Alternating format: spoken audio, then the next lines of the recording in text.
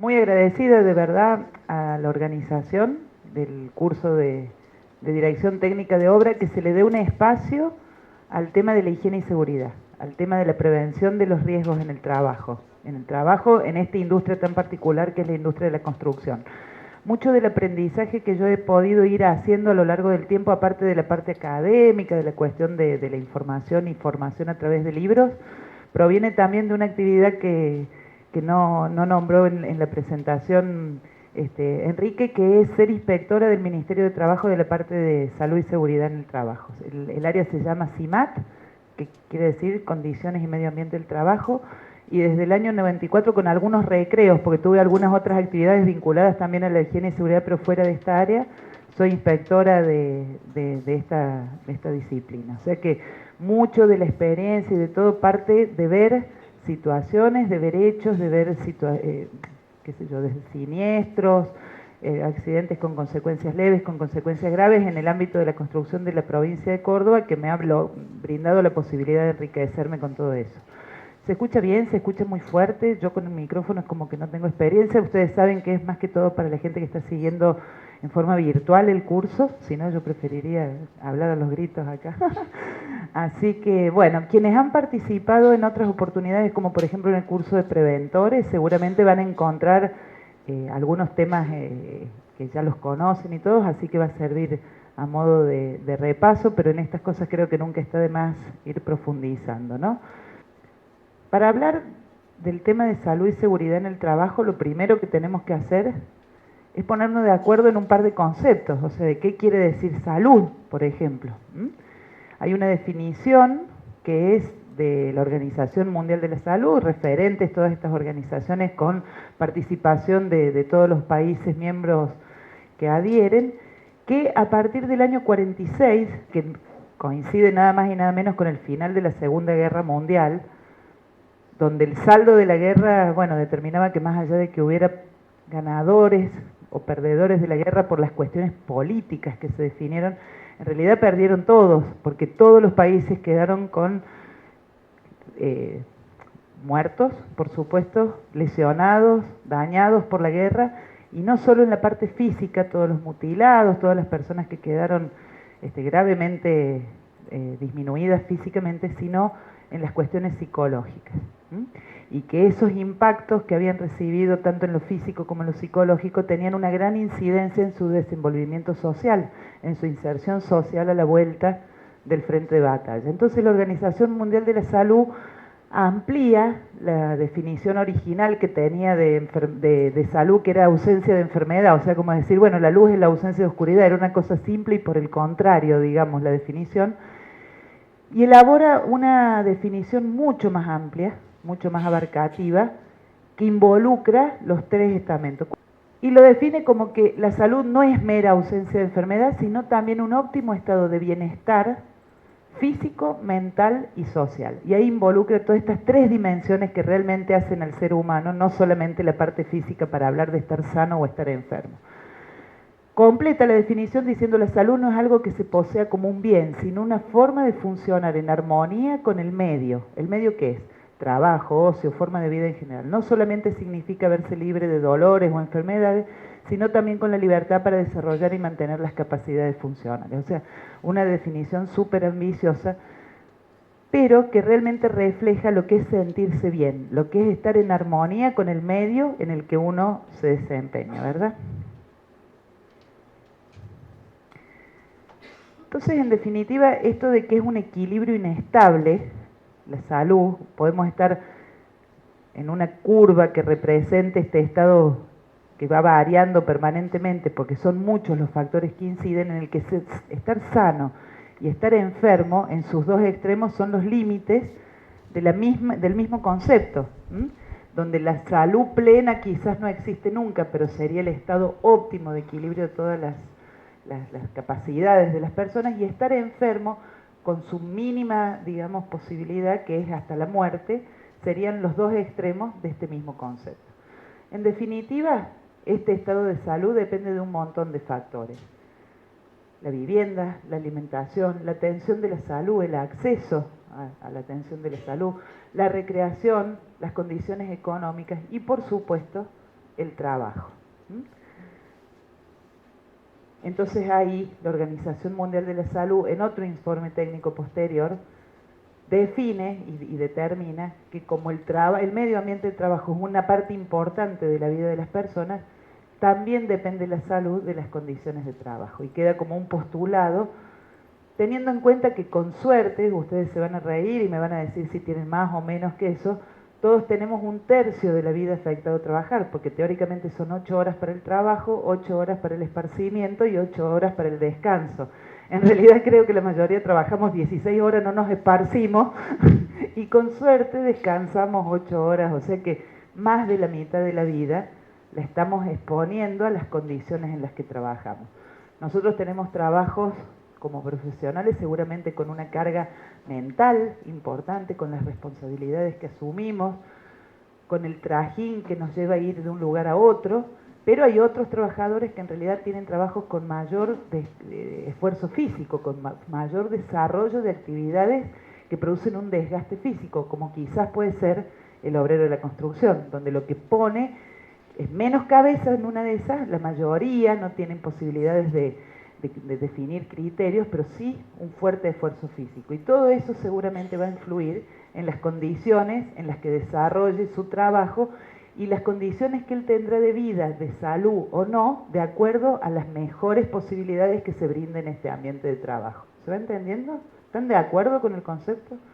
No queda otra que estar, si lo dice la Organización Mundial de la Salud. Según OIT, y acá empieza a definir otro organismo que es la Organización Internacional del Trabajo, en esta vinculación, digamos, de haber metido el tema del trabajo con la salud, 2 millones de personas mueren anualmente por motivos relacionados con el trabajo, ya sea por accidentes de trabajo, que es esta cosa que ocurre de un momento a otro, ya lo vamos a definir también, o por enfermedades adquiridas en ocasión del trabajo, que a la larga terminan siendo el desencadenante de un fallecimiento. Entonces, estos 2 millones, si los vamos dividiendo, quiere decir que 5.000 personas mueren al día, lo que equivale a una muerte laboral cada medio minuto. O sea, mientras estamos acá hablando de la seguridad, de las mejores condiciones para la salud en los lugares de trabajo, hay gente que está muriendo en el mundo en ocasión del trabajo. En nuestro ámbito son más visibles y más notorias estas muertes que traen como mucha prensa, y en general son las muertes en el ámbito de la construcción. Obrero que trabajaba junto a su padre, era el titular del diario de este último accidente mortal que tuvimos recientemente, porque quizás a la prensa lo que le interesa es conmover esta cosa de las fibras, y bueno, es cierto, era verdad, estaba trabajando con su padre, pero aparte de estos hechos que son emergentes en la tele, en el diario, hay otros muertos en ocasión de trabajo. Sin ir más lejos, esta mañana hubo un muerto en un taller que coloca tubos de GNC en San Francisco, una muerte inexplicable, pero la persona estaba trabajando ahí por condiciones que no se tuvieron en cuenta, por riesgos que no se controlaron, perdió la vida. O sea, es una cosa mucho más frecuente que la que uno cree, o mucho más frecuente de lo que se le da publicidad o prensa, difusión en los medios. Este equilibrio que decíamos inestable, porque miles de cosas, ya veíamos la vivienda, la alimentación, el acceso a la salud, bueno, todos los factores que influyen en la salud pueden hacer que se pierda el equilibrio. Desde el punto de vista del mundo del trabajo, la visión, digamos, que nos interesa desde el momento en que gente va a estar trabajando directamente en relación de dependencia nuestra, si es que el director técnico además es contratista de una obra, o si no lo es, va a recibir órdenes y va a tener condiciones que se van a generar a partir de nuestros criterios de prevención. Este equilibrio de la salud se puede romper de 2 maneras de acuerdo a lo que establece la Ley de Riesgos del Trabajo, esta ley del año 96 que entre otras cosas creó las ART, las aseguradoras de riesgo del trabajo. No es la definición de la ley, pero entendemos por enfermedad profesional o enfermedad de trabajo al deterioro lento y paulatino de la salud, o sea, es de a poquito, producido por una exposición permanente a situaciones adversas. ¿Qué son las situaciones adversas? A riesgos que no han sido debidamente controlados para disminuir sus efectos, sean estas consecuencias del ambiente en que se desarrolla el trabajo o por la forma en que el mismo está organizado. El ambiente de trabajo brindará agentes que se pueden medir, que se pueden controlar con ventilaciones, con aislaciones y demás, y la forma de organización del trabajo, los efectos que traerá, seguramente tendrán más que ver con las cuestiones psicológicas de este equilibrio de la salud mental, por la forma en que se dan las órdenes, por los tratos respetuosos, por las cuestiones que tienen que ver con el tipo de mando que hay en las organizaciones laborales. ¿Cómo determinamos si una enfermedad es de trabajo o no? Primero porque, según la ley, tiene que estar ya en un listado, que se llama el listado de enfermedades profesionales, que lo emite la Superintendencia de Riesgos del Trabajo, y que dice cuáles son enfermedades y en qué casos ya están reconocidas, si se puede demostrar la causalidad con los agentes. Si no estuviera una enfermedad en ese listado, nosotros podemos demostrarlo estableciendo esta relación de causalidad. Tiene que existir un agente reconocido, en este caso está el tolueno, todos saben, es uno de los componentes que creo que ya no tiene más, pero el Poxirran tenía, que es adictivo, que tiene, digamos, efectos narcóticos y demás. Pero podríamos poner el ruido, podríamos poner las vibraciones, otros agentes presentes en el mundo del trabajo que con determinada exposición, si yo puedo demostrar que estuve expuesto al tolueno, al ruido, al agente que sea el causal, durante 8 horas diarias, durante jornadas, digamos que eran año tras año, haciendo siempre la misma tarea, voy a tener signos y síntomas que puedan ser demostrados clínicamente que expresan una relación de causalidad con esa enfermedad.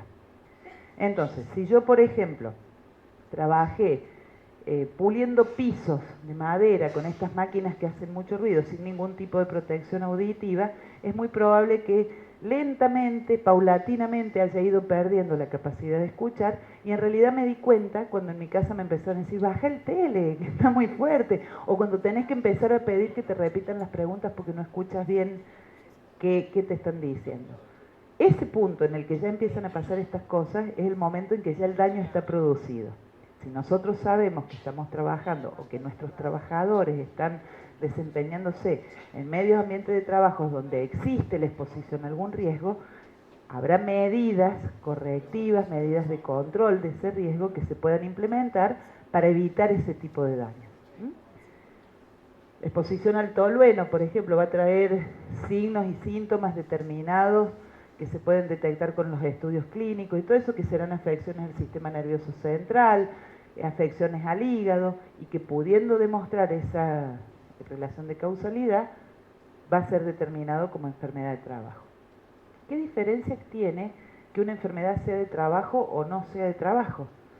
En el sistema formal, laboral, va a determinar qué sistema lo atiende. Si en realidad es una enfermedad de trabajo, va a ser atendido por las prestaciones de salud y del tipo que sean de las ART, que después lo vamos a ver, y si no fuera de trabajo va a ser atendido por el sistema de las obras sociales, porque es una enfermedad que no tiene nada que ver con el mundo de trabajo. Es la única diferencia.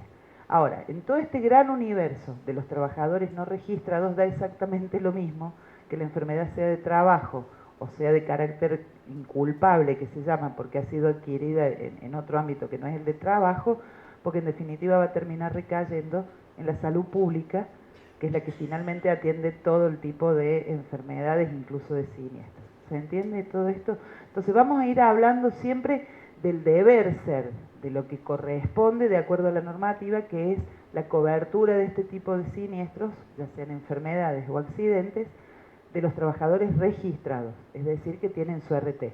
Por supuesto que vamos a ir tratando de hacer la transferencia de qué pasaría si estas cosas le pasan a trabajadores que no están registrados. Ejemplos de algunas enfermedades de trabajo. Asbestosis, por la exposición al asbesto, ustedes saben, es como una fibrita, como una plumita muy micrométrica en sus dimensiones, que van entrando al aparato respiratorio hasta las partes más profundas, donde se depositan y forman como una placa que el cuerpo no tiene forma de sacar. Entonces, a la larga, ese tipo de afecciones pueden degenerar en un cáncer. Del mismo modo la silicosis, que en lugar de una fibra es como un cristal, una piedrita muy pequeña con puntas, que entra por el aparato respiratorio, es decir, se inhala, en ambientes, por ejemplo, en demoliciones, en lugares donde se hacen esmerilados, donde se hacen ese tipo de desbastes que generan polvos en los que está presente el sílice y que también alojados en lo más profundo del aparato respiratorio pueden degenerar en cáncer. El saturnismo no es común en el ambiente de la construcción, pero es el relacionado con las industrias que tienen como componente, como insumo, como materia prima el plomo, la hipoacusia sordera, que es el ejemplo que poníamos recién, o las enfermedades del sistema óseo muscular, todo lo que es lumbalgias, afecciones a la columna, a los sistemas de músculos o del esqueleto de los miembros superiores o de los miembros inferiores. Recientemente, en enero, fueron reconocidas a esta altura, digamos, del sistema en vigencia, las enfermedades lumbares, o sea, de la columna vertebral a nivel de las vértebras lumbares y las, ¿cómo se llaman? Varices, porque hasta ahora no estaban reconocidas en ese famoso listado. Si alguien tiene una enfermedad de trabajo que no está en el listado, demostrando esa relación de causalidad, puede lograr que le cubra el sistema de la ley de riesgos, digamos, la atención de su enfermedad, pero no necesariamente se va a incluir al listado, sino que se le reconoce para ese trabajador, ¿se entiende? La otra forma de perder el equilibrio ya no es lenta y paulatina de perder el equilibrio de la salud, sino que es súbita, violenta, de un segundo para el otro cambian las condiciones, y que es el accidente de trabajo. En este caso, la ley sí lo define como acontecimiento súbito y violento ocurridos por el hecho o en ocasión del trabajo o en el trayecto entre el domicilio del trabajador y su lugar de trabajo, siempre y cuando el damnificado no hubiera interrumpido o alterado dicho trayecto por causas ajenas al trabajo. Mucha gente nos pregunta, ¿es una hora antes y una hora después este accidente de trayecto? En realidad no tiene horario, esa es una de las modificaciones que introdujo esta definición del accidente de trabajo, porque de hecho, quizás en Buenos Aires más, pero acá en Córdoba también mucha gente tarda más de una hora o de un tiempo medible o que sea siempre igual para llegar de su casa al trabajo. Cada vez más gente vive fuera de los centros urbanos, gente que se ha ido a vivir a las ciudades satélites o a los pueblos periféricos de las grandes ciudades, y el tiempo de recorrido es más que una hora. No es problema el tiempo, sí el trayecto, que sea el razonable entre la casa y el trabajo y la casa. Que razonable tendrá que ver con qué medio de transporte utilizo, con qué situación climática había ese día, si había una ruta cortada, una calle cortada porque había agua, porque había una manifestación. Obviamente todo esto tiene una flexibilidad. Es un tema siempre de pregunta en casi todas las capacitaciones en que tocamos este tema. Y sí, lo importante es por el hecho o en ocasión de trabajo, que ese sí es dentro del lugar de trabajo o fuera del lugar de trabajo si se hubiera encomendado alguna tarea que lo expone a algún riesgo o a haber sufrido un accidente y tiene vinculación con algo que se le encargó en el trabajo. Estos accidentes lo que hacen es poner de manifiesto una disfunción del sistema, o sea, algo no funcionó bien, algo no estuvo del todo controlado para que efectivamente termine ocurriendo un accidente que es como la muestra visible de que algo faltó de controlar. Y de ese análisis, de poder darnos cuenta qué es lo que pasó realmente, es de donde se desprende que en los accidentes no hay casualidad, sino causalidad. Por ahí uno dice, y sí, algún día tenía que terminar pasando, porque era tan distraído con esto de pensar que tiene la culpa el que se accidentó. Lo único que estamos haciendo es enmascarar las verdaderas causas que tuvieron el accidente y que pueden llegar a ser las formas que tenemos primariamente de controlar los riesgos que lo causaron para que no se vuelva a repetir. O sea, pensando en que el que se accidentó tuvo la culpa, no vamos a poder empezar a mejorar las condiciones de trabajo a partir de esa experiencia. En el origen de los accidentes no necesariamente hay una causa, no se puso el arnés, por eso se cayó. En realidad no se puso el arnés, no había protecciones colectivas, no recibió capacitación para saber cómo usarlo, en qué situaciones usarlo. Pero si eso es un poco de sentido común.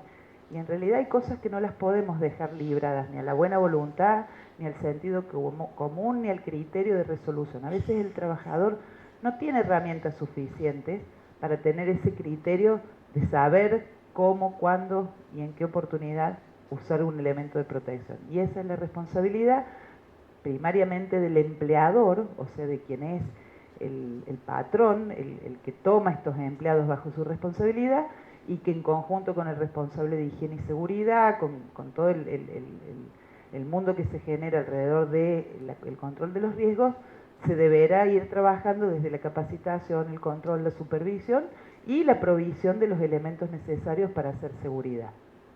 En las obras más chicas es probable que no exista ni esta figura del empleador, que en realidad es un trabajador que trae gente a trabajar con él, y es muy probable también, si bien la normativa lo prevé como obligatorio, que no haya una persona de seguridad. Y ahí es donde el director técnico en realidad empieza a tener este rol múltiple, que a veces renegamos de eso, pero lamentablemente el hecho de tener la mayor responsabilidad sobre la ejecución y el producto final de la obra también nos involucra, en la medida que no estén presentes estas otras figuras que la ley exige que estuvieran, a que el director técnico tome determinadas determinaciones de seguridad.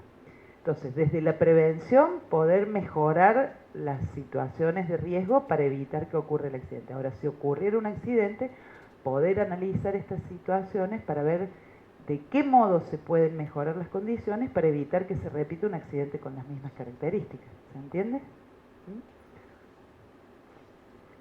Bueno, hay una fotito como para poner un ejemplo. En una obra pequeña donde tenemos escaleras construidas de entre casa, donde tenemos falta de orden y limpieza, todos estos riesgos que vamos a ir viendo, es muy probable que tengamos un accidente que hubiera sido fácil de prevenir para que no ocurra, digamos, ni siquiera una vez, pero que si ocurre una caída, una torcedura de pie, algún tipo de accidente, aunque sea de consecuencias menores, sirva para mejorar esa situación. Cuando analizamos un accidente, no solamente hay que mirar este conjunto central de procesos entre el hombre y la máquina, o sea, el trabajador y la escalera, el trabajador y el arnés, el trabajador y la moladora, sino analizar todo lo que rodeaba esa situación.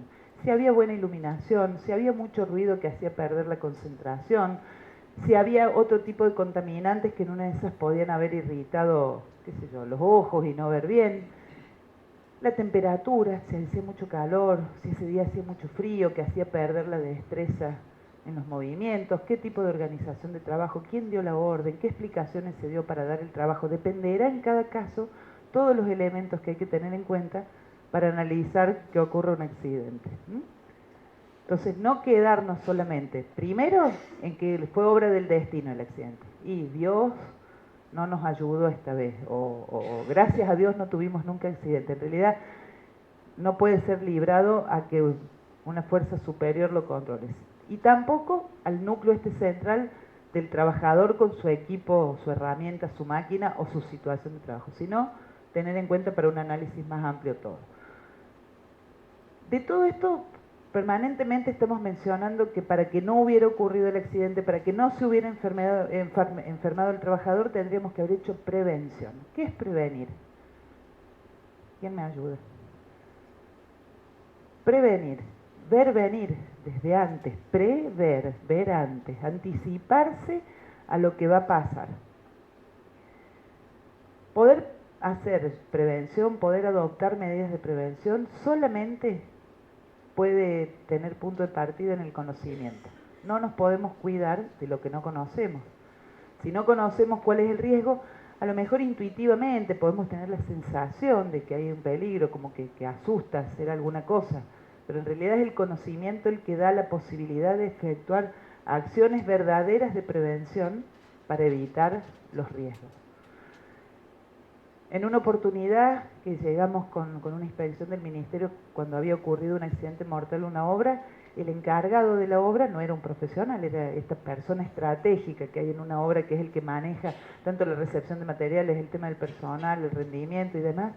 Estaba sentado en un escalón con las manos agarrándose la cabeza y me miró y me dijo si yo pudiera volver el tiempo atrás. Y el tiempo no se puede volver atrás. Lo único que sí se puede hacer es prever, ver desde antes. Entonces, ¿cuál es el circuito o cómo es el círculo de la mejora continua de la calidad también, en el que permanentemente tenemos que estar ejercitándonos, además de lo que es la buena calidad de la construcción, en lo que hace a la prevención de los accidentes que a la corta o a la larga terminan redundando también en cuestiones de seguridad? Vamos a partir siempre de un primer punto, que es la detección de los riesgos, y que esto es lo que yo digo que parte del conocimiento. Detectar qué riesgos están presentes para podernos cuidar de esas situaciones que pueden ser adversas para el trabajador. Una vez que los hemos detectado, evaluarlos. La evaluación, ¿qué quiere decir? ¿En qué cantidad y con qué efectos están presentes? Ahora vamos a ver algunos ejemplos. Y a partir de ahí proponer la medida de control. Las medidas de control, en lo que es seguridad, hay un ABC de cosas claves en la seguridad que siempre van a estar presentes y que son las que tenemos en cuenta. Entre la clase de hoy, me tomé la libertad de pedirle a Enrique flexibilizar un poco el orden en que estaba organizado el temario para estas dos clases. Vamos a ver todos los temas, pero un poco organizados distintos, para tener el enfoque de qué riesgos están presentes en una obra en construcción, más o menos la evaluación genérica que se puede hacer de esos riesgos y las propuestas de las medidas de control básico, como para que ustedes se lleven un dossier, un ABC de las medidas de control, que estoy seguro que cuando ustedes las vean uno dice, sí, es lógico, es lo que hay que hacer, pero a veces en la práctica, si nos sinceramos con nosotros mismos, en nuestras propias obras no las aplican. Entonces, bueno, lo que decíamos, hace falta conocer qué factores de riesgo están presentes, en qué cantidad y con qué efectos, que en definitiva terminará siendo la evaluación, y la aplicación de las medidas de control. ¿Y por qué como un proceso continuo?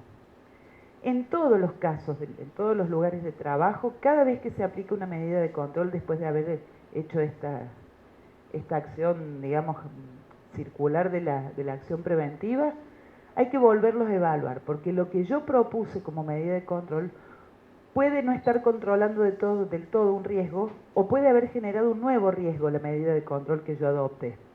Entonces, este círculo continuo se hace necesario siempre y en todas las actividades, pero mucho más en la construcción. ¿Por qué? Por la dinámica que tiene la construcción. Esta cosa de que lo que hoy es una medida de protección para la obra y es fabuloso por el mismo avance de la obra, porque entró gente nueva, porque se fueron los que hacían el mantenimiento de esa medida de control, por lo que sea, ese vallado, esa bandeja, ese elemento de protección que estábamos utilizando como la mejor medida de seguridad, al día siguiente puede ser insuficiente, puede no servir más y puede ser necesario retirarla para que la obra avance. Entonces, este círculo del proceso continuo de la acción preventiva tiene que estar permanentemente siendo puesto en marcha, como para que no se nos escapen situaciones que van emergiendo, que van siendo visibles en cada momento.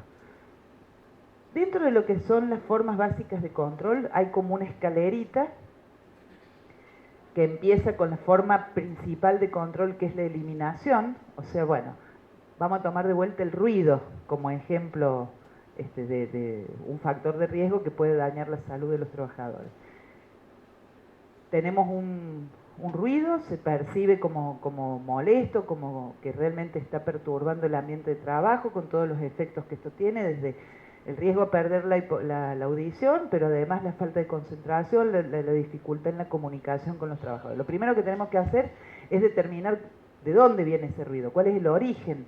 Bueno, es un compresor, es la hormigonera. Entonces la primera forma de control es eliminar. Entonces la hormigonera, ese ruido, eliminémosla, que no esté más la hormigonera. Y vamos a decir, no, no la puedo eliminar porque hace falta para preparar la mezcla, o la máquina para pulir el parqué, o la moladora de mano con la que estamos haciendo en un montaje eléctrico y todo el día está funcionando. Eliminar va a ser muy difícil como medida de control en la mayoría de las actividades. Bueno, empezamos a analizar un poco más en qué estado de conservación está esa máquina. Y está muy rota, las partes que giran están descentradas y eso es principalmente lo que hace ruido. O sea, estoy poniendo ejemplo, entonces digamos, bueno, sustituyámosla, compremos una máquina nueva, así hace menos ruido. Y es muy probable que ese segundo escalón también tenga mucha resistencia a poder hecho, porque siempre no va a haber plata para cambiar las máquinas. Entonces ahí empiezan, aparte de estas dos que son como las de el primer mundo, o las medidas ideales que ojalá se pudieran implementar y sería más fácil todo, empiezan las verdaderas medidas que yo digo de ingeniería, no por haber pasado por la facultad de ingeniería, porque bueno, somos todos arquitectos, sino de las medidas del ingenio, que uno empieza a poner en juego para resolver estos riesgos, ¿no? ¿Qué son los controles mecánicos o los controles técnicos? ¿Qué será esto de la reparación, el mantenimiento preventivo, aceitar las partes, digo aceitar por lubricar, por mejorar estas partes que rotan, que por lo general son las que más ruido hacen?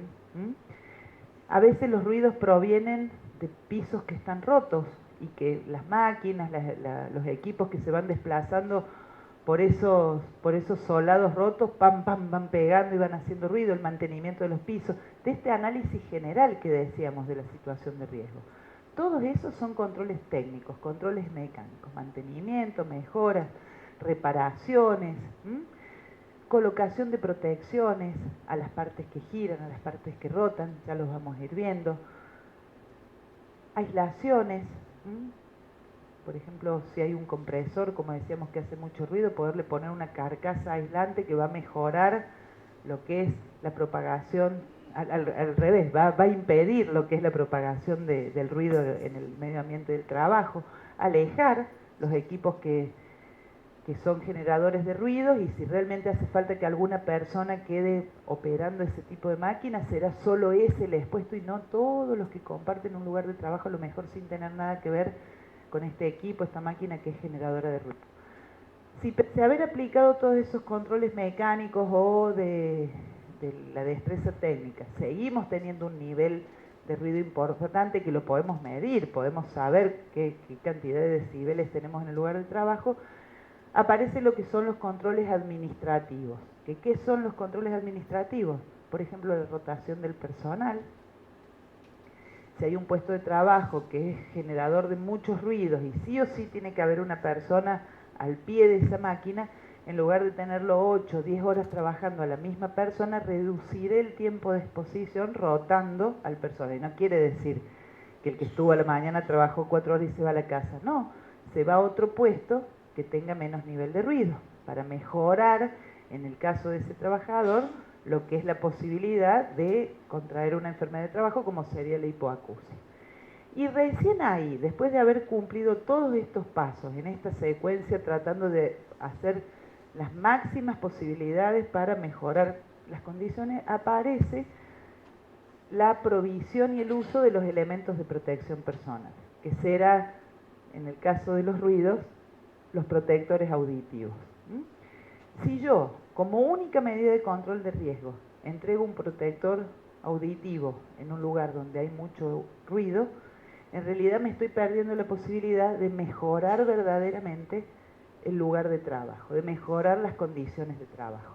Aparte de que, bueno, justo usé un ejemplo en que los protectores auditivos, sobre todo los que son insertores en medios ambientes de trabajo como el de la construcción, que es sucio, porque hay tierra, porque hay partículas y demás, al meternos o hacerle usar al trabajador protectores auditivos, por ahí estamos generando otro riesgo más, que es el de infecciones en los oídos por utilizar ese tipo de equipo. Entonces, en estos dos, en los controles mecánicos y los controles administrativos, es donde está esta cintura para poder mejorar las condiciones de trabajo sin disfrazar al trabajador solamente con los elementos de protección personal. Ahí está el punto, y ustedes van a ver que cuando hablemos de los riesgos, que va a ser en la segunda parte del día de hoy y en todo el día del jueves que viene, vamos a siempre priorizar lo que son las medidas colectivas de protección y no la protección personal. Eso es un complemento. En algunas actividades el complemento es necesario y obligatorio, y en otras, si están bien dispuestas las medidas colectivas de prevención, se reducirán notablemente la necesidad de usar los elementos de protección personal. Veamos ejemplos. Detección de riesgo. ¿Qué riesgo tenemos presente en esta foto? Se ve un poco oscura, pero creo que el objetivo de la foto se puede entender.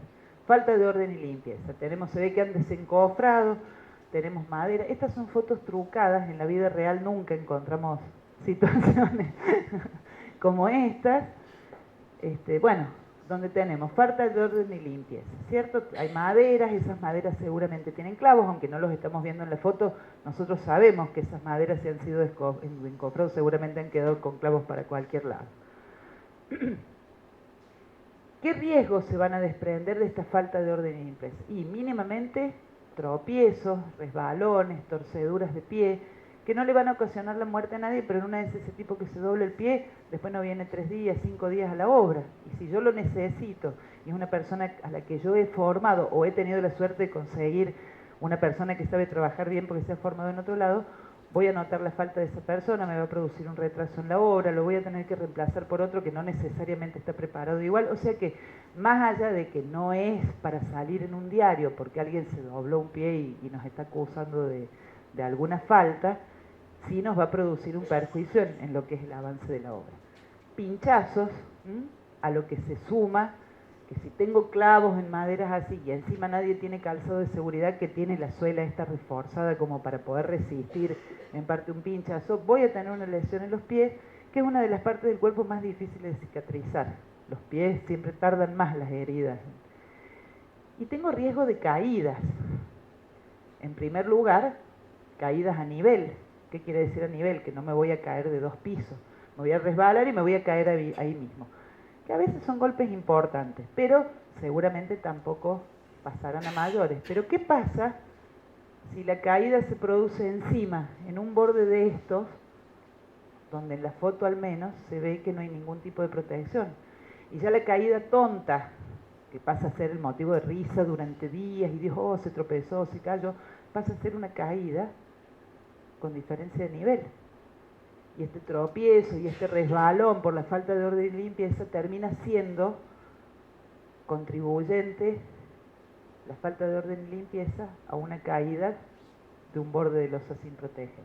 Entonces, si yo tuviera que analizar un accidente donde se cayó un trabajador de ese borde de losa y digo, se cayó porque no tenía el arnés puesto, me estoy quedando en el último eslabón, porque en realidad se cayó porque faltaba orden y limpieza, porque no había vallados en los bordes de losa, porque nadie controló cómo había quedado esa situación del desencofrado previo a empezar a hacer otras tareas. ¿Se entiende la diferencia entre el elemento de protección personal, que es lo más fácil de atribuir al trabajador? Y no se puso el casco, y bueno, pero el casco tampoco lo hubiera defendido del riesgo de una caída. Entonces, ¿cómo de lo más sonso como es el orden y la limpieza podemos llegar a tener una situación de riesgo mayor?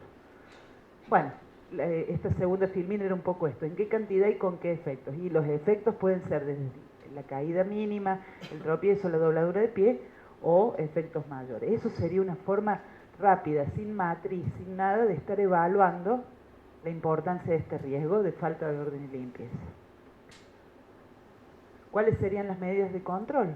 Básicamente, como para que ustedes vean cómo todo esto tiene un alto componente de sentido común y de lógica. Limpieza, despejar circulaciones, sectorizar acopios de materiales, desechos, herramientas, equipos, proteger los bordes con riesgo de caída con medidas colectivas de control. Fíjense en esa foto, en realidad muy simple, en las obras siempre hay desechos, en cada piso va a haber restos de las maderas de los encofrados, va a haber a veces escombros que hasta son necesarios conservarlos para después hacer los contrapisos. O sea, yo no quiero tirar los escombros, no los tiremos, pero los acopiemos en un rincón y que todo el resto, o al menos las vías de circulación que hasta en una obra se generan desde el portón de la entrada, el obrador y la circulación principal de la casa, de la obra donde estemos interviniendo, que estén despejadas para poder caminar con mejores posibilidades de seguridad. Fíjense que en este caso, este acopio de desechos está cerca de donde está esa manga por la que en los edificios en altura se descargan los escombros y los materiales de desechos. No sé si han observado, a veces con mismos tachos de 200 litros y eso se hacen esas mangas, o con mangas hasta de lona, de tela, que son más flexibles, para ir descargando de todos los pisos lo que tenemos que disponer. Ahora, si yo no hago limpieza, o si hago limpieza y a ese montoncito o montonazo de desechos lo pongo en la otra punta de la obra, y voy a tener doble trabajo, porque lo voy a ver acopiado en un lugar que después me resulta lejos para volverlo a traer al lugar donde voy a tener la disposición final del desecho.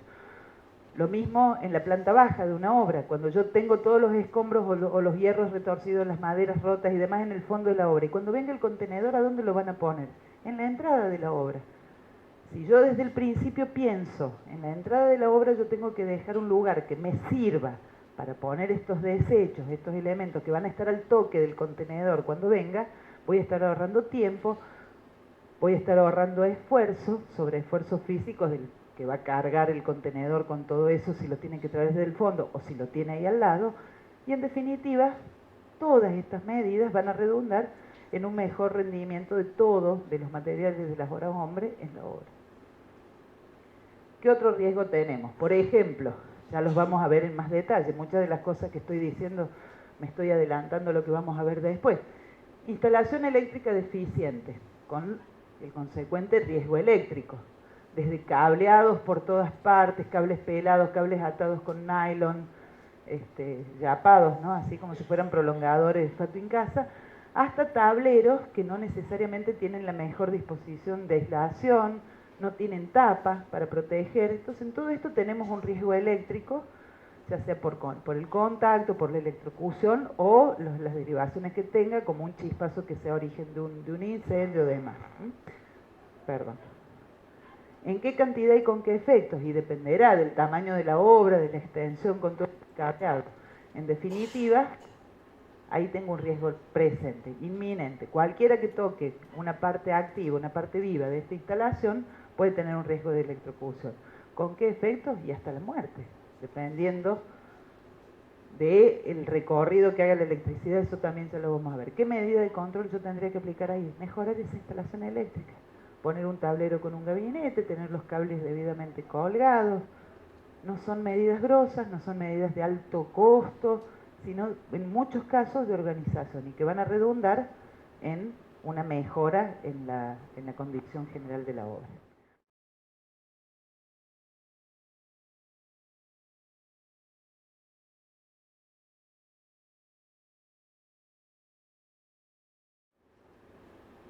Esta es la normativa que se utiliza en las inspecciones, por ejemplo, del ministerio al que yo pertenezco como organismo de control.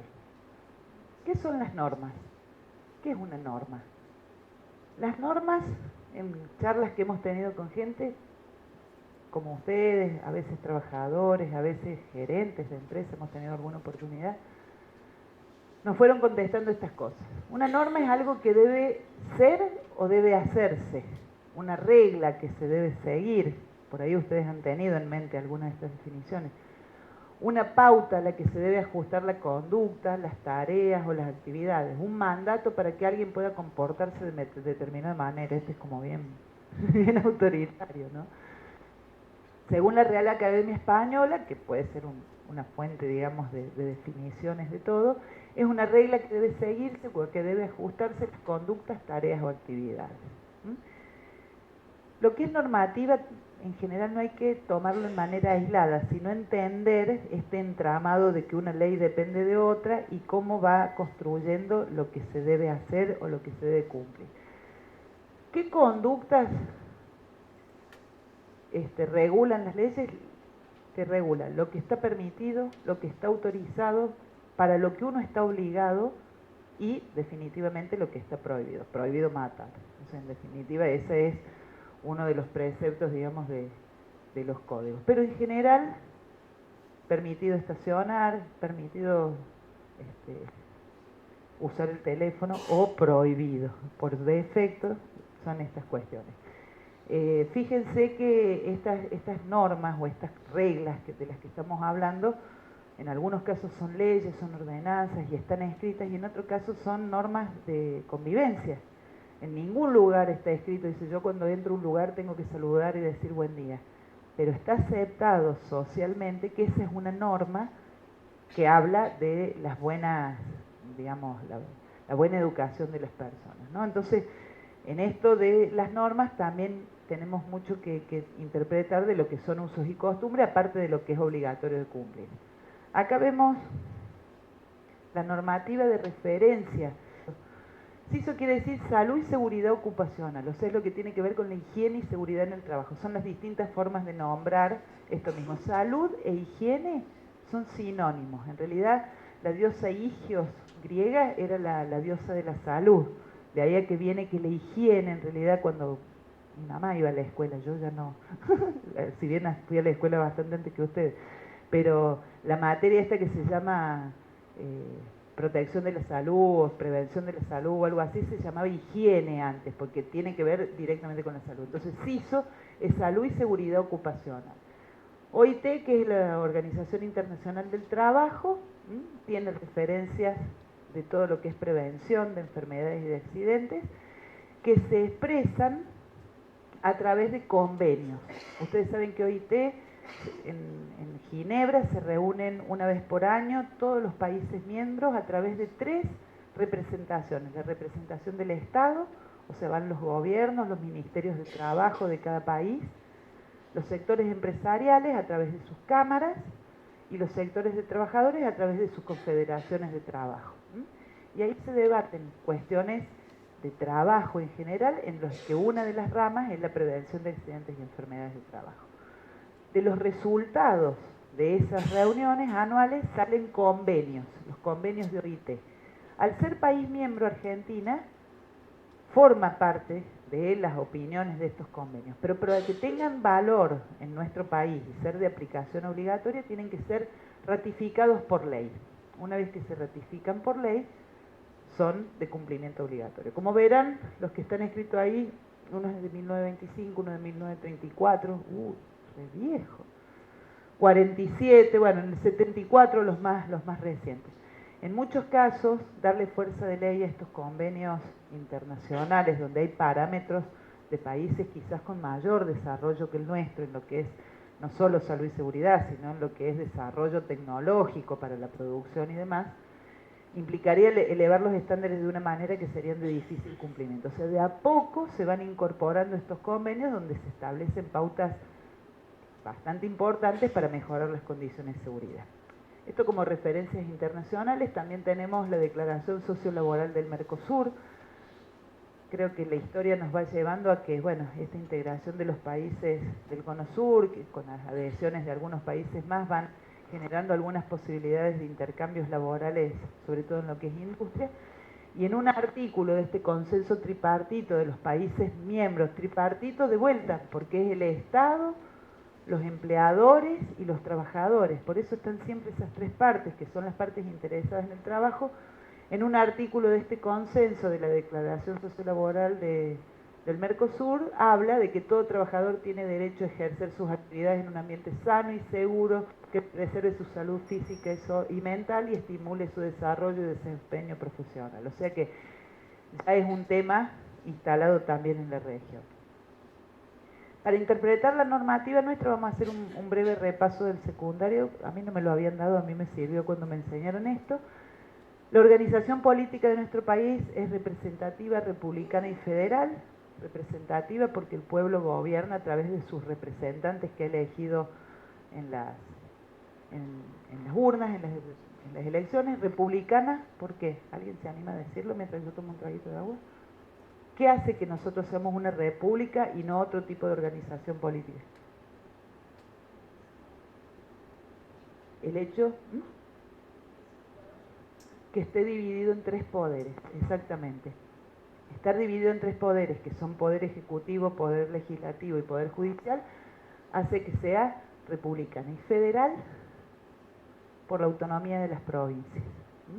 Si bien hay un gobierno central, cada provincia tiene una autonomía con sus 3 poderes otra vez, o sea que replica el modelo republicano de la nación, y ese es el esquema político de la Argentina. Y de este esquema político, en definitiva, se derivan los esquemas también normativos, porque tenemos poder ejecutivo, poder legislativo y poder judicial a nivel de nación, a nivel de provincia y a nivel de municipalidades, que serían las 3 jurisdicciones en que está dividido el esquema político del país. Entonces, el poder ejecutivo de la nación se expresa o legisla a través de decretos. Eso es una palabra muy escuchada, decir, si no le sale por ley lo sacan por decreto, porque esa es la forma de emanar sus normas del Poder Ejecutivo. En la provincia son decretos y en la municipalidad también. En general tienen nombres equivalentes, en algunos casos se modifican. El Poder Legislativo tiene leyes a nivel nacional, a nivel provincial, que en nuestro caso es la legislatura, la unicameral, y del Consejo Deliberante en realidad no emanan leyes sino ordenanzas, como el Código de Edificación, como el de la ventanilla única, toda esta normativa que es de cumplimiento obligatorio, pero en el ámbito de la ciudad. Y del Poder Judicial, la Corte Suprema de Justicia, en el caso de la Nación, tiene sentencias que a veces sientan precedentes normativos, la provincia tiene sentencias y la municipalidad, el Tribunal de Faltas, tiene fallos, ya sea por multas de tránsito, por incumplimientos a las normativas. Ustedes saben que esas multas terminan teniendo un fallo del Tribunal de Faltas. Estas normas, todo este enjambre de normas, en definitiva, se organizan con una jerarquía normativa, donde la principal, la punta de esta pirámide normativa es la Constitución Nacional, que tiene la Constitución, no sé cuántos artículos, ¿alguien se acuerda? Es cortito, en realidad es un enunciado de buenas prácticas legales, y que todo lo que emane de cualquiera de los tres poderes debe estar acorde al espíritu de la Constitución. Ustedes saben que cuando algo no va en concordancia con la orientación de la Constitución, se lo empieza a atacar desde la inconstitucionalidad hasta que en muchos casos se termina hasta derogando leyes o cualquier otro instrumento legal. Le siguen en orden de importancia y de congruencia los convenios internacionales ratificados por el Congreso de la Nación, entre los que están los de la OIT, esos que veíamos antes, cuando son ratificados por ley, los... ¿cómo se llaman? Los acordados papales, cuando son ratificados por ley, el Pacto de San José de Costa Rica, que habla del trato de los prisioneros, o sea, toda esa normativa que tiene característica internacional, cuando es ratificada por ley, tiene una jerarquía normativa altísima, por encima de las leyes nacionales. Son leyes, pero que tienen un rango superior. Después tenemos las leyes nacionales, y en la escala también las provinciales y las municipales, los convenios colectivos de trabajo, los decretos y las resoluciones. Entonces, esa es la pirámide que tenemos y nos va a servir para interpretar cuál es la normativa que rige en los temas de higiene.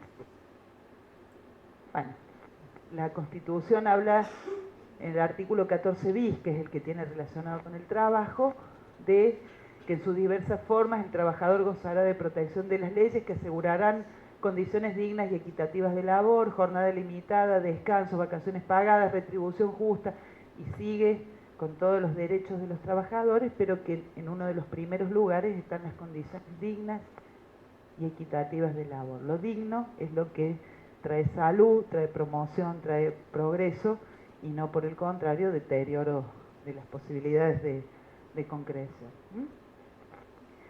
La Ley de Higiene y Seguridad en el Trabajo es la Ley 19.587, es una ley del año 72, vieja, pero muy vigente, tiene muy poquitos artículos, tiene 13 artículos y es como una exposición de las buenas intenciones de higiene y seguridad. A partir de ahí se la reglamenta a través de decretos que en realidad nos están marcando el cómo hacer las cosas. Ya vamos a ver cuál es el decreto que corresponde a construcción.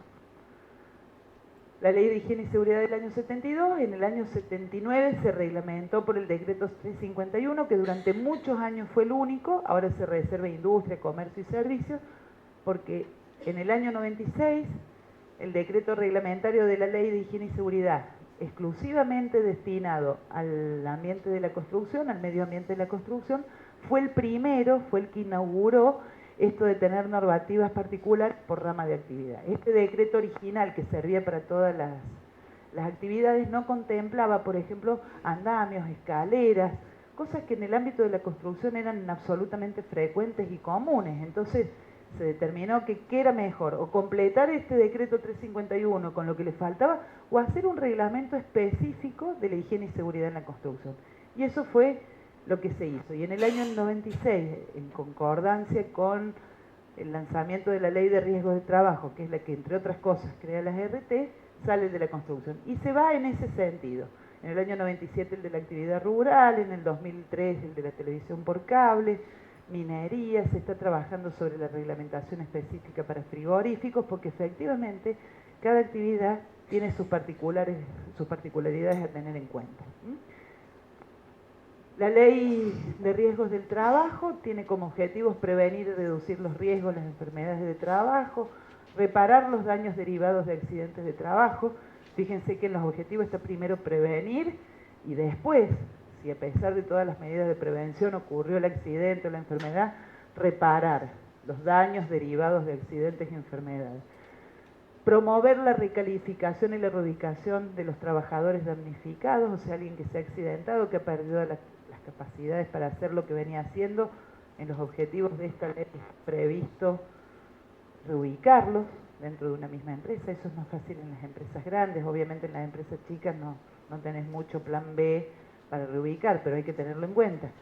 Y promover la negociación colectiva laboral para la mejora de las medidas de prevención. O sea, lo instala como un tema de debate. Ya no es un tema que de onda el empleador mejora las condiciones y el trabajador se ve en lo que hay, sino que lo pone en la mesa de las negociaciones. Esto un poco hablábamos recién de qué diferencia había entre si una enfermedad o un accidente era de trabajo o era inculpable. Y yo decía que en un trabajador que esté inserto en el sistema de la seguridad social dependerá de quién lo va a atender. Un trabajador en blanco, debidamente registrado, como llamamos, entra al sistema de la seguridad social. Cualquier persona a lo largo de su vida va teniendo ciertas situaciones, ciertas circunstancias, ciertas contingencias que hacen variar su estado. Cuando estamos enfermos, enfermedades comunes, gripe, apendicitis, un infarto, no sé, las cosas, digamos, que nos pueden pasar y que no tienen necesariamente que ver con el trabajo, nos va a atender el sistema de obras sociales. Si estamos en negro, no vamos a tener obras sociales. Si tenemos una enfermedad o un accidente de trabajo, nos va a atender el sistema de riesgos del trabajo, que no solamente será la atención médica, sino todo lo que derive en el proceso hasta la recuperación total o para la no recuperación total con lo que son las indemnizaciones. Si formamos una familia, nacen los hijos, el sistema de asignaciones familiares, si nos quedamos sin empleo, el sistema de prestaciones por desempleo, que es lo que se llama el seguro de desempleo normalmente, y en caso de vejez, invalidez o envejecimiento prematuro, el sistema integrado de jubilaciones y pensiones.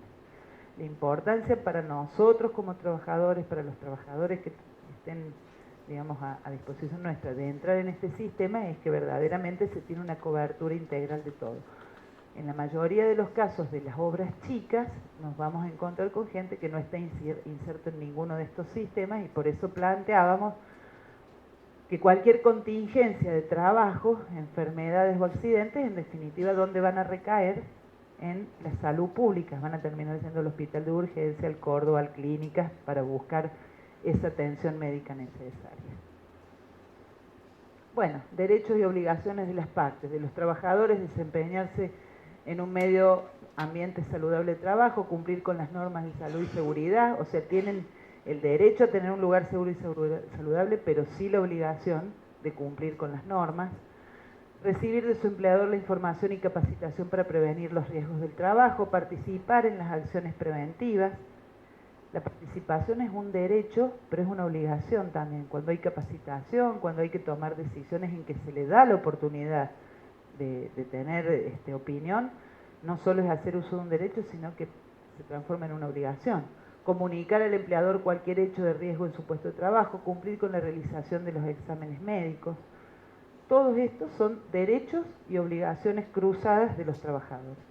Por lo general, los derechos de los trabajadores son obligaciones de los empleadores. Entonces, los empleadores, cumplir con las normas de seguridad en el trabajo, que en definitiva será brindar estas condiciones seguras y saludables para que trabajen sus trabajadores, contratar la cobertura de una RT para sus trabajadores, lo que va a significar que esos trabajadores están registrados o están en blanco, recibir información, asesoramiento de salud y seguridad de la RT contratada, condicionar sus instalaciones de modo seguro y entregar a los trabajadores los EPP.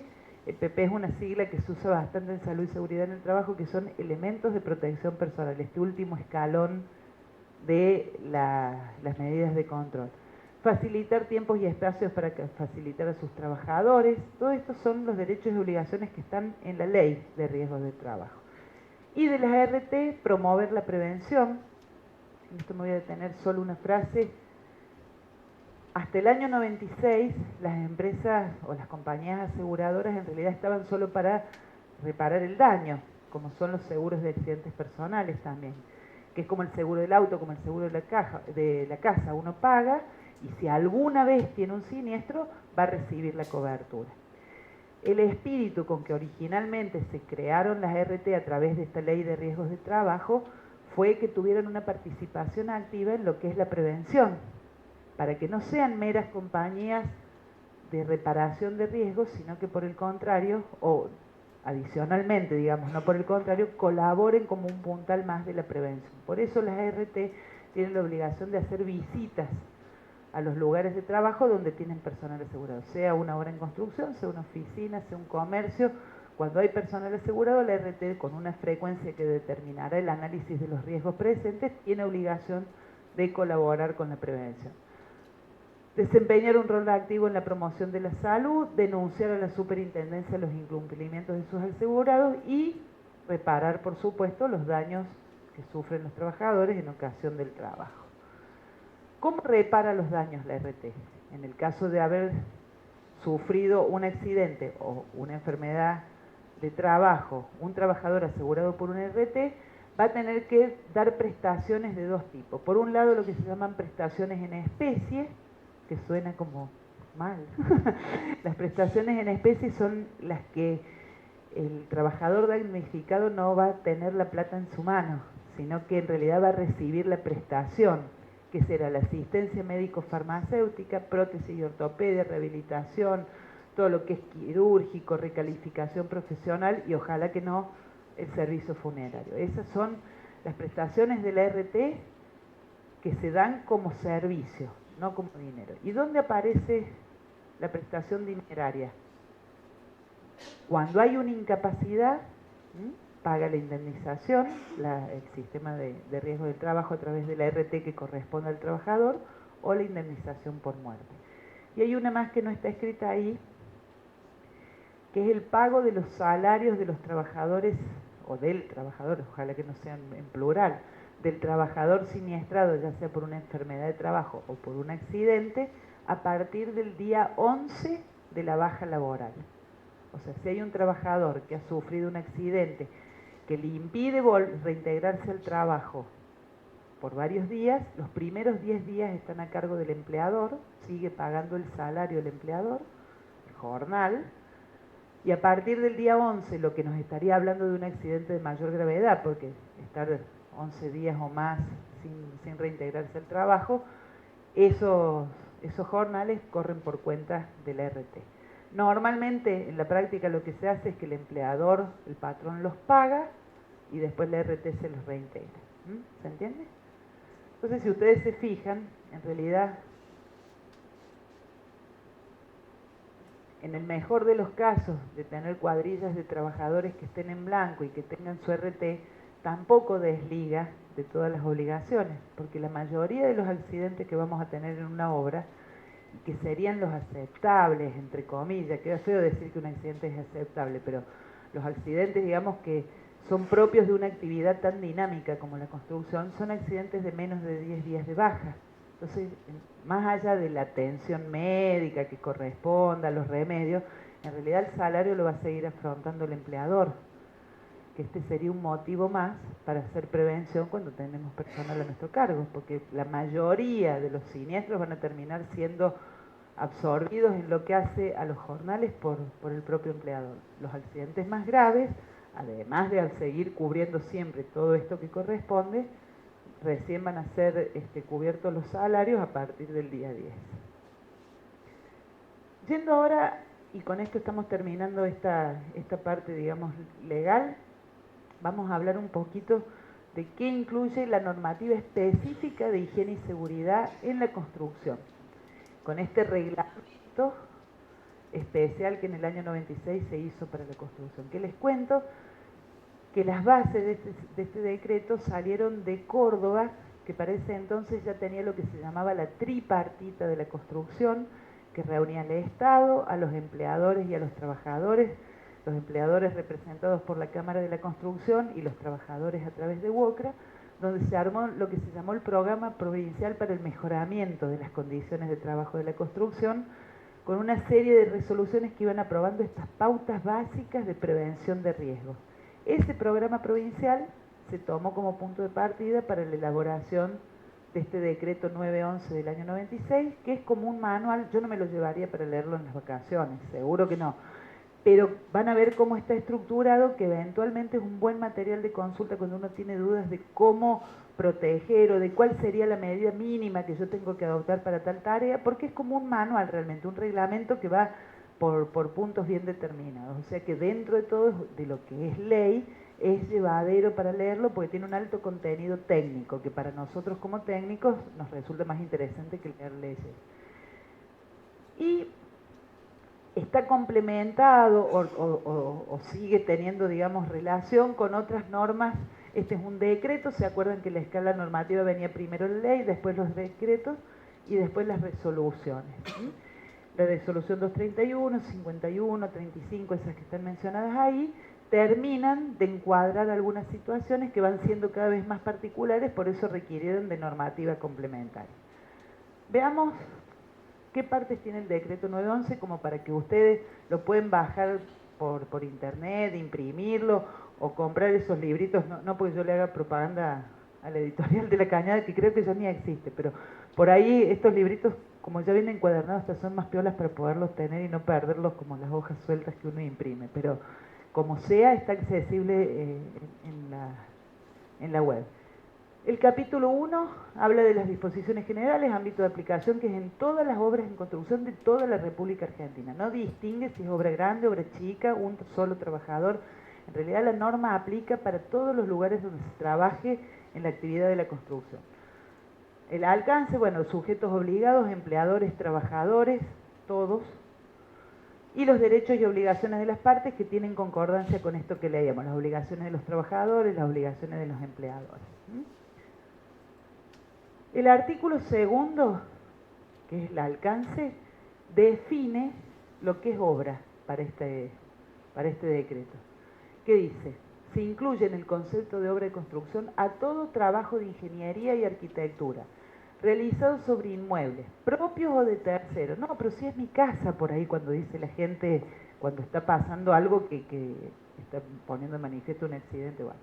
Propios o de terceros, públicos o privados, comprendiendo excavaciones, demoliciones, construcciones, remodelaciones, mejoras, refuncionalizaciones, grandes mantenimientos, montajes, instalaciones de equipos y toda otra tarea que se derive o se vincule a la actividad principal de las empresas constructoras.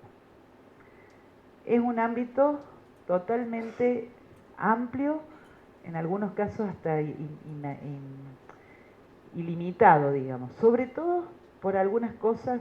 Hasta acá vamos bien, remodelaciones, mejoras, refuncionalizaciones, uno se lo imagina, pero grandes mantenimientos. Bueno, aparte que ser grande o ser chico en realidad no tiene una definición más concreta, pero a ver, por ejemplo, ¿qué diferencia puedo pensar yo de haber incluido como una etapa de riesgo? Porque todo esto siempre está pensado desde los riesgos, ¿no? Por el tipo de normativa. Cuando se pintó por primera vez un edificio de planta baja y 6 o 7 pisos, supónganse, que se pensó qué tipo de andamios, cómo lo vamos a anclar, de dónde se van a atar las cuerdas de vida para los arneses de los trabajadores. ¿Qué diferencia hay con los riesgos de ese día o de esos días, de la etapa de la construcción del edificio, a cuando 10 años después hay que volver a pintar el edificio? ¿Se va a pensar igual el riesgo o se va a decir, no, solo tenemos que hacer tarea de pintura?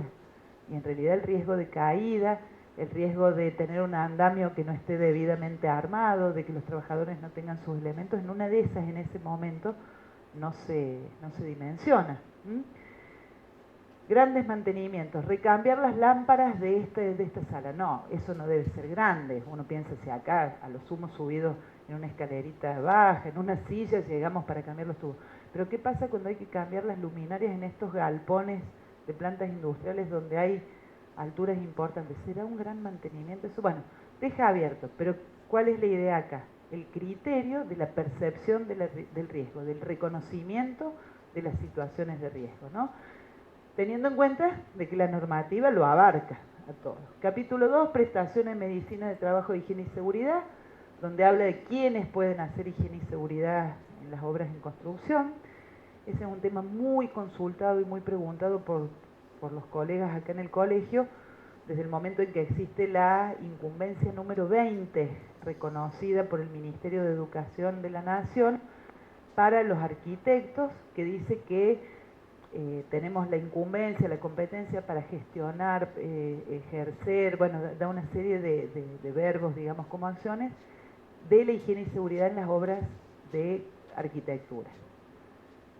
Lo que pasa, que si bien la incumbencia 20 en este decreto del Ministerio de Educación de la Nación lo incluye, en este capítulo 2 del decreto 911, que es del Poder Ejecutivo Nacional, no se incluye a los arquitectos sin carrera de posgrado. Es más, les comento que hasta el año 2005 ni siquiera incluía a los arquitectos con posgrado en higiene y seguridad. Por eso es un poco esta cuestión de que uno dice, si yo como director técnico tengo que asumir la responsabilidad máxima durante la ejecución de la obra y hasta 10 años después de terminada la obra, ¿por qué no puedo gestionar la parte de higiene y seguridad? Hasta este momento, ¿por qué este capítulo 2, que es en el artículo 16, determina quiénes son los profesionales que pueden tener las prestaciones de higiene y seguridad, de los servicios de higiene y seguridad, y no incluye a los arquitectos sin carrera de posgrado de más de 400 horas, ahí de lo del límite. Este era el de medicina del trabajo y es el 3, el de higiene y seguridad en el trabajo, todo lo que dije corresponde al 3. El capítulo 4 describe muy brevemente qué documentación tiene que incluir el legajo técnico de higiene y seguridad, que será el programa de seguridad de la obra, el análisis de riesgo, los recibos de elementos de protección personal, las constancias de las capacitaciones y de las visitas efectuadas por el Servicio de Higiene y Seguridad, o sea, todo lo que hace a seguridad. Y así como en la obra está el legajo técnico de la parte constructiva, con los detalles, con todas las cuestiones que tienen que ver con el arte del buen construir, la obra que tenemos a lo mejor desde el proyecto o solamente en la dirección técnica, el legajo de higiene y seguridad tiene que tener en obra, aunque sea copias.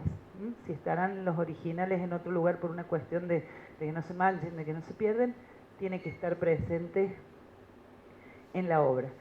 Y esto un poco orientado siempre a la obra grande. En la obra chica, en una de esas, no tenemos un legajo de higiene y seguridad, porque no vamos a tener seguramente las formalidades de esto que decíamos de la RT, porque los trabajadores lo más probable es que no estén registrados. No vamos a tener programa de seguridad, no vamos a tener mucho recibo de ropa y elementos de protección personal porque no se le va a haber dado, pero ¿qué es lo que mínimamente tendríamos que tener en esto de llevar lo de la ley macro a lo chiquito o a lo de la escala de construcción, por ahí que es donde tenemos más ámbito de trabajo?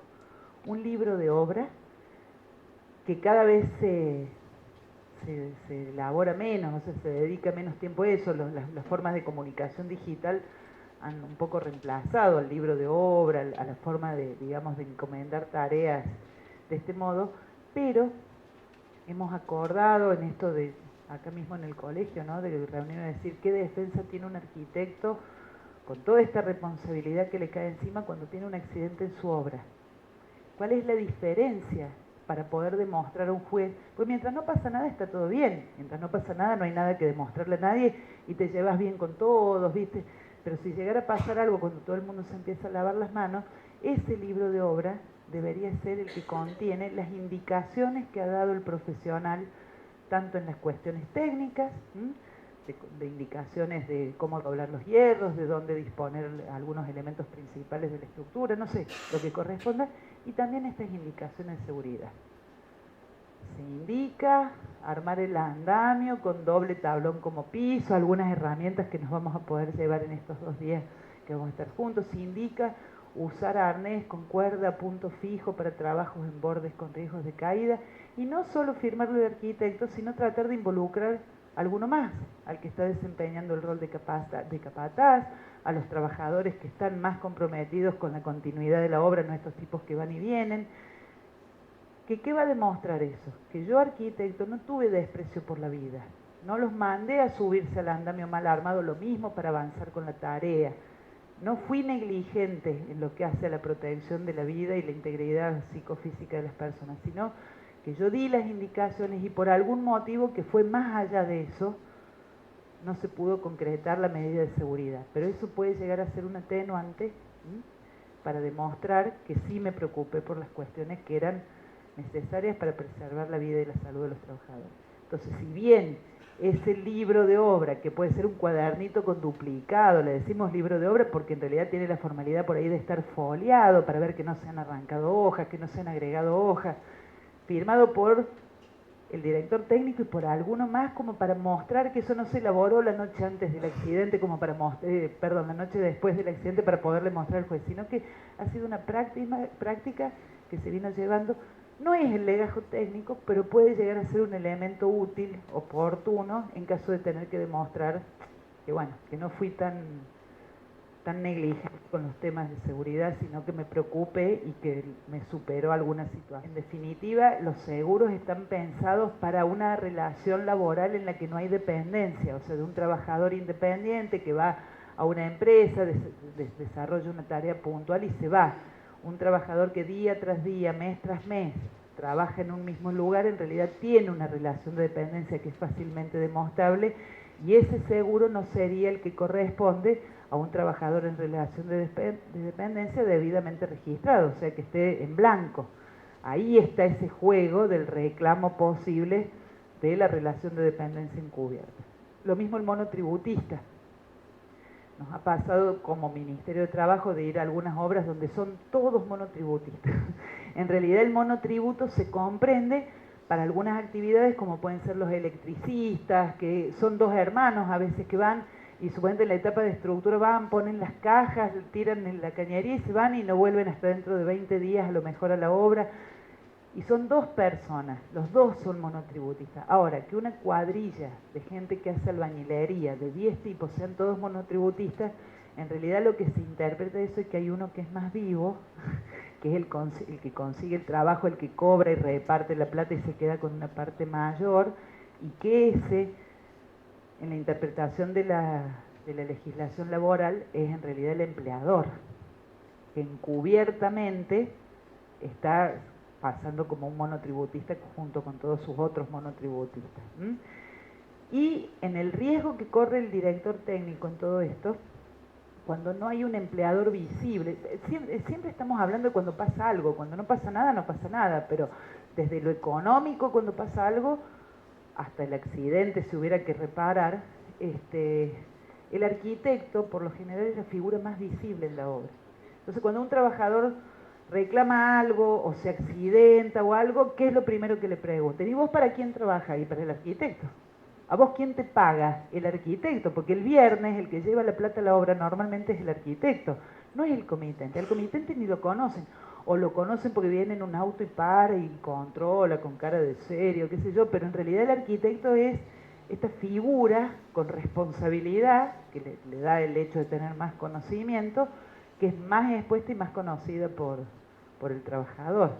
Entonces este seguro que vos decís va a reparar el daño, pero en realidad no va a completar la obligación de una relación de dependencia. Si un arquitecto se constituye como contratista, o sea que en definitiva, aparte de tener una responsabilidad técnica, tiene una responsabilidad laboral, lo recomendable es que tenga a sus trabajadores registrados y que en lugar de tener un seguro de accidentes, tenga una RT, que obviamente tiene costos más altos tener trabajadores registrados, porque aparte de eso están todas las cargas sociales de obra social, de jubilación y demás, que a lo mejor te hace perder competitividad, pero frente a las situaciones de riesgo vas a tener otro tipo también de respaldo legal. Con respecto a los seguros voy a decir una estrategia.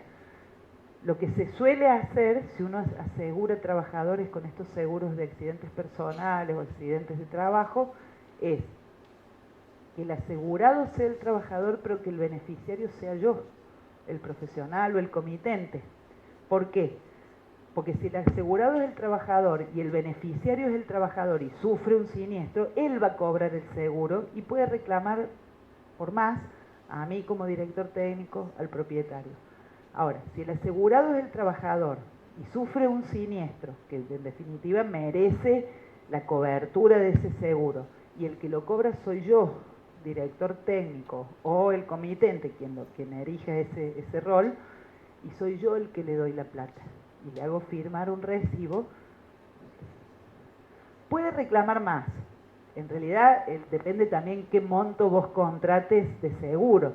Lo que se aconseja es que esos montos sean equiparables dentro de la irregularidad que implica tener este tipo de seguros, que los montos sean equiparables a lo que paga un RT por un accidente grave. ¿Mm? Entonces no es lo mismo que el trabajador cobre el seguro a que cobre el seguro no el empleador, la persona, digamos, que se está protegiendo de este tipo de demandas, y sea él el que le entrega ese dinero al trabajador en carácter de reparación del daño. ¿Se entiende? Esto en realidad es como un manejo estratégico de plata para no quedar con las ruedas para arriba, como dice el cordobés, en el caso de tener un siniestro que te pueda dejar comprometido económicamente. De todos modos, no dejen de hacer el libro de obra, no dejen de tener en cuenta estas cosas, porque en el caso de que ocurra un accidente grave, al mal rato no te lo va a quitar nadie, seguramente vas a ser citado por la justicia, y todo, pero tenés... No, el director técnico tiene una responsabilidad muy importante en la obra, y que en buena hora que así sea, porque eso nos permite también tener algunas atribuciones por el hecho de ser el que más sabe, es el que tiene más formación, más capacitación, y así como tiene más conocimiento, más posibilidades de desempeñarse en ese rol, también le caben más responsabilidades. Entonces, aunque el personal esté a cargo de un comitente que no tiene relación con la construcción, él tiene una responsabilidad solidaria, pero el director técnico también tiene su parte de responsabilidad técnica. Hay accidentes donde se nota que es una falta total de medidas de seguridad, o sea, falta de vallado, falta de protecciones contra caídas, bueno, lo que sea, ya lo vamos a ir viendo en las distintas etapas, pero hay otros casos donde se nota que pueden ser fallas técnicas, fallas de construcción. Lo que ha fallado es la forma de apuntalar, y se ha caído una losa al momento de hormigonarla, que no es necesariamente una falta de una medida de seguridad. En esos casos sí hay un compromiso del director técnico, porque no habría verificado, porque no calculó, porque qué sé yo, bueno, cada accidente también es un mundo, o sea, no se puede generalizar, pero mucha de la responsabilidad siempre, al menos en esa primera instancia donde las citaciones, la atribución de responsabilidades recaen sobre el profesional. Por eso todo lo que podemos hacer antes, como el libro de obra, informarnos, formarnos, tener algunos conocimientos, algunos criterios para poder desenvolvernos con más solvencia en estos casos, va a ser atenuante en el caso de tener que demostrar que uno ha hecho cosas para mejorar las condiciones de trabajo. Volvemos un poquito acá y retomamos en la medida que vayan subiendo. Capítulo 5, servicios de infraestructura en obra. ¿Qué es obligatorio tener en cuenta para una obra? Bueno, transporte del personal, sí depende de nosotros también trasladarlos desde algún lugar de alojamiento, eso en las obras por ahí en las rutas, viviendas para el personal, instalaciones sanitarias en obra, vestuarios, comedor, cocina, desechos cloacales y agua para consumo humano. Todo esto tiene que ser tenido en cuenta. Las instalaciones sanitarias, el baño, ya lo vamos a ver en los riesgos generales, que es lo que vemos hoy en la segunda etapa. Un baño para los trabajadores, para que tengan a dónde hacer sus necesidades, está contemplado en la ley, no es de onda, que porque soy piola, porque me parece, no, es obligación hacerlo. Normas generales aplicadas en obra, todo lo que hace a la manipulación de materiales, almacenamiento, orden y limpieza, circulaciones, esto que decíamos de tener libres, despejados, poder transitar, eso todo en el artículo 6. Sigue, protección contra caída de personas, protección contra caída de personas al agua. Vos decís, claro, cuando se construyen puentes, cuando se trabaja en orillas de aguas naturales o artificiales, ¿no? Trabajos en pozos, pozos de ascensores, cajas de escaleras y plenos, trabajos en la vía pública, señalización en la construcción. Cada uno de estos es un título. Y hay 2, 3, 10, 20 artículos que corresponden a la reglamentación que hace ese tema. Si yo por ahí tengo que consultar para un trabajo en la vía pública, ¿y qué tengo que poner? Conos, vallados, cintas, cuánto antes.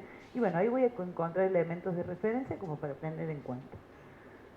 Prevención y protección contra incendios, el tema del fuego y equipos de protección personal. Capítulo 7, todo lo que es las cuestiones de salud en obra. Trabajos en ambientes hiperbáricos, bueno, son de alta presión, en grandes alturas, por ejemplo, contaminación ambiental, ventilación, trabajos con radiaciones ionizantes y no ionizantes, lo que es soldadura, lo que es rayos, ruidos y vibraciones, iluminación e iluminación de emergencia y carga técnica. Como verán, si estos riesgos no se controlan, la falta de ventilación, la exposición a radiaciones, es muy raro que estos agentes no controlados produzcan accidentes. Todo lo que tiene que ver con las normas higiénicas, con las medidas higiénicas de control, son de los riesgos que de no ser controlados van a ocasionar enfermedades.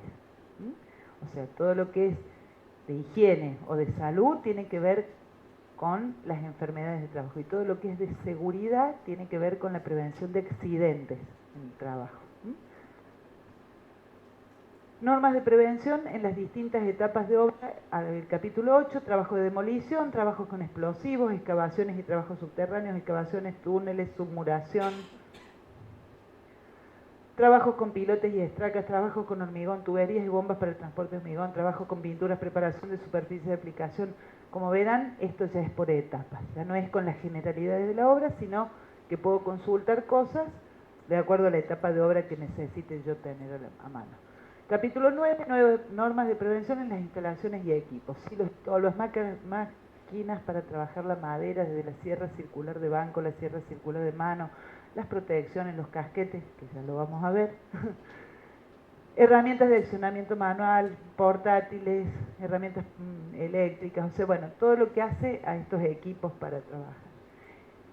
Escaleras y sus protecciones de mano, de dos hojas extensibles, o sea, están los tipos de escaleras, qué características tienen que tener, los andamios, las características que tienen que tener, colgantes de madera, tubulares, silletas, caballetes, pasarelas, rampas, con los mismos criterios de armado de un andamio, vehículos y maquinaria automotriz, por ahí en obras más grandes donde hay movimientos de suelo, camiones, hormigoneras, montacargas, ascensores y montapersonas. Ustedes saben que un montacarga no es lo mismo que un montapersona. Todo lo que sea para transportar personas tiene un dispositivo de seguridad, doble freno, doble traba, qué sé yo, un montón de cosas para que evitar que se caiga. El montacarga está pensado para llevar cargas y si algo falla se caerá y se romperá la carga. Cuando van personas en los montacargas, estamos asumiendo situaciones de alto riesgo. Cables, cadenas, cuerdas, bueno, eslingas, ganchos, pastecas y motones, ¿qué será? Transportadores, o sea, todo lo que hace a los equipos, soldadura, corte de gas, reguladores, mangueras, boquillas, sopletes. Este decreto, resolución 231, o sea que está por debajo del decreto 911 en la jerarquía normativa, dice que desde el comienzo de la obra, o sea, desde que yo llevo el obrador y empieza a estar la gente, tiene que haber baño y vestuario. Si yo no lo pude instalar, tendrá que ser un baño químico, pero la gente tiene que tener dónde ir al baño, según esta resolución. Tiene que haber agua potable disponible. Puede ser el agua de la manguera, no necesariamente es un dispenser, pero tenemos que estar seguros de que esa agua puede ser consumida para uso humano. Si hay que instalar a la gente, tendrá que estar el campamento en condiciones, se tendrán que entregar todos los elementos de protección personal, que son básicamente casco, guante y calzado, a excepción de la ropa, que es un poco más adelante, servicio de higiene y seguridad y legajo, medidas preventivas contra derrumbes, caídas, dependiendo de este comienzo de la obra, en qué etapa está, instalaciones eléctricas protegidas con tableros reglamentarios y demás, extintor de polvo químico y protección de partes móviles de las máquinas. Eso desde el principio de la obra. A los 7 días se completará la ropa de trabajo y a los 15 un par de cosas más, comedor, orden y limpieza en accesos y circulación. O sea que ustedes ven que en los primeros 15 días de obra ya estamos resolviendo la provisión y la disposición de los elementos de seguridad en general. Y en una segunda parte habla de la afectación horaria de los servicios de higiene y seguridad en las obras en construcción. ¿Cuántas horas de higiene y seguridad tenemos que tener previstas para las obras? De un trabajador, a 15, de 3 a 5 horas, que es la visita esta semanal que hace el de seguridad, lleva el legajo, atiende el RT, investiga si hubo un accidente, capacita a la gente, todo eso lo registra. Pero fíjense, desde un trabajador esta normativa prevé que tiene que haber alguien de seguridad. Volvemos a hacer este traspaso a la obra común, a la construcción de una casa, una ampliación donde no haber una inseguridad, puede ser motivo de un primer incumplimiento detectado en caso de que hubiera alguna situación no deseada que atender. Lo puse a esto más que todo para que vean esta afectación que incluye hasta las obras chicas. Y establece qué cosas tiene que tener el legajo técnico: memoria descriptiva de la obra, programa de prevención de accidentes, programa de capacitación, visitas, mediciones, constancias de entrega de elementos de protección y lo que corresponda a las acciones de seguridad que se lleven adelante. Después hay una resolución 51, esta para el director técnico quizás no es tan importante, pero les quiero hacer la mención, que es la que establece la obligatoriedad de avisar el inicio de la obra ante la RT.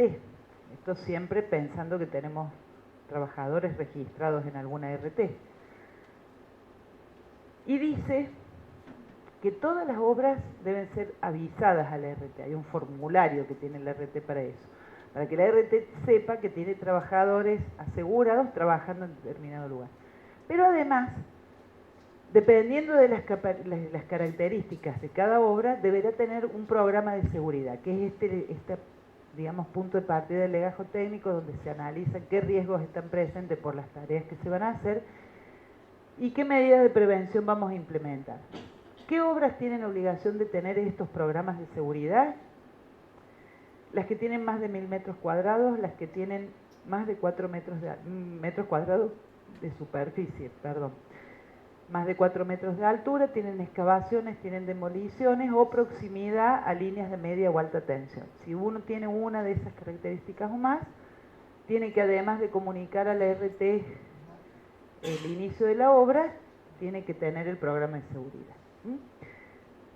Y si la obra que tenemos tiene esas características y tiene programa de seguridad, en Córdoba además tiene que comunicar el inicio de obra al Ministerio de Trabajo. Este es un escaneo del formulario de comunicado de inicio de obra que se presenta al Ministerio de Trabajo, al área esta donde yo trabajo, que hago inspecciones, comunicando el inicio de la obra, a partir del momento en el cual va a tener un seguimiento de seguridad a través de inspecciones, dependiendo de las características de la obra, que ya estamos de entrada diciendo, más de 1000 metros, más de 4 metros de altura, o sea, obras con más envergadura que una ampliación que de una casa.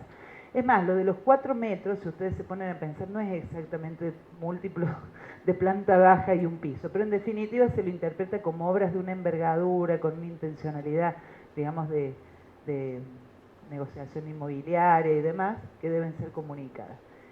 ¿Qué pasa si yo no comunico la obra que reúne esas características? Y bueno, en algún punto puede llegar a ser detectada por el solo recorrido y de ver de una obra que no se ha visitado nunca, por denuncia de trabajadores, por denuncia de los vecinos. Por ahí hay vecinos, viste, de eso que te ganas el enemista el primer día que descargas el material, y correspondería en esa primera inspección una multa por no haber comunicado el inicio de obra. Si uno va paso a paso con todo y tratando de ir cumpliendo con las medidas básicas de prevención de riesgos, no habría por qué tener problemas de comunicar estas obras. No te trae ningún otro problema que este control periódico, que será a razón de una inspección por mes o un poco más separadas dependiendo de la envergadura de la obra, que es una colaboración más en el puntal de la seguridad. Ahora, si en estas inspecciones se detecta que hay incumplimientos, yo digo perennes, esto que inspección tras inspección, completar vallados, completar esto, y en realidad no se hace, y sí, va a haber multas, puede haber clausuras, que no vas a zafar tampoco por no comunicarlo, pues en algún punto las condiciones de seguridad pueden hacer saltar que esa obra tampoco estuvo controlada. ¿Qué datos tiene este comunicado de inicio de obra? ¿Quién declara? ¿Qué características de las que decíamos reúne la obra? ¿Quién es el comitente? ¿Quién es el contratista principal? Si hay subcontratistas, ¿quiénes son? ¿Qué tipo de obras? Se ve muy mal, pero bueno, obras de arquitectura, por ejemplo, viviendas unifamiliares, edificios de pisos múltiples donde entrarían los departamentos, edificios comerciales. ¿Qué características tiene la obra? Superficie, cantidad de pisos, de subsuelos y características generales. ¿Quién es el de seguridad? Y la firma de todas las partes, todos comprometidos con esta esta intención de seguridad. Bueno, un planito de ubicación, sobre todo cuando son lugares difíciles de llegar, y acompañado del programa de seguridad aprobado por la RT, la nómina de personal asegurado y demás. Si no tengo todo eso, no voy a poder declarar la obra al ministerio, pero quedo dispuesto que en algún momento me la detecten. Y insisto, no sería detectada o inspeccionada una obra de una ampliación de una vivienda unifamiliar, porque, siendo sinceros, tampoco habría capacidad operativa para que un organismo de control en cada cuadra tenga una obra para inspeccionar. Bueno, resolución 35. Son variables de esta resolución 51 del programa de seguridad, no tiene sentido que lo... Y el 319 otra variable más. Y 550, mira cómo van a aparecer, que es una normativa especial para etapas de excavación, de subsuelo y submuraciones que han tenido razón en estos siniestros graves que ha habido cuando se derrumban las excavaciones, y de demoliciones, que es una etapa por lo general fantasma. En un fin de semana te demuelen una casa entera, nadie vio nada, pero ha habido accidentes con consecuencias graves en esas demoliciones. Y que requiere la presentación de la presencia de un técnico del Servicio de Higiene y Seguridad en forma diaria en la obra, la elaboración de documentaciones especiales, como por ejemplo la secuencia para la demolición, para la excavación, lo vamos a ver cuando veamos los riesgos especiales, planos, cálculos, estudios de suelo, detalles que van a profundizar esto. Toda esta documentación tiene que ir firmada por el director técnico, por el de seguridad, según la competencia de lo que le cabe, y lo pide la RT para aprobar los programas.